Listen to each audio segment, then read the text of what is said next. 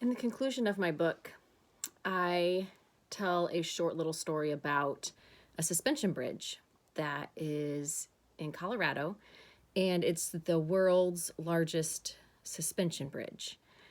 And the fact that it spans such a huge gap, and the reason that it can hold itself across such a huge gap, and the fact that it's just a suspension bridge, nothing underneath is holding it up, is the fact that it has tension.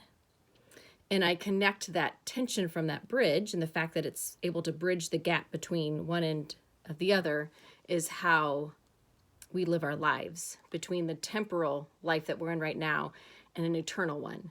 There's this tension between both.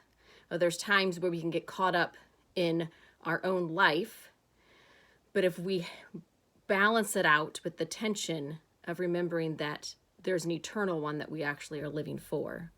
And then there's times when we're just like, oh, come, Lord Jesus, I'm ready to be done.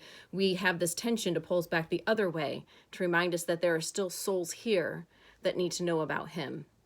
And so we have this tension between the two, and that's what holds us up. We so often want to get rid of that tension, when in fact, that's what sustains us. There is this Scandinavian word, sesunkt.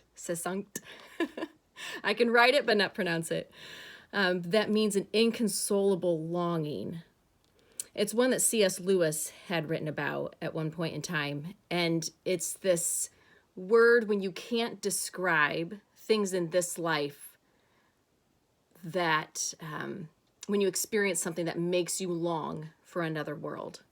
A beautiful sunset, the smell of a newborn baby. There's those things that you just can't quite hold all within you. And that is that longing for something more. And that's eternity. That's eternity whispering to you.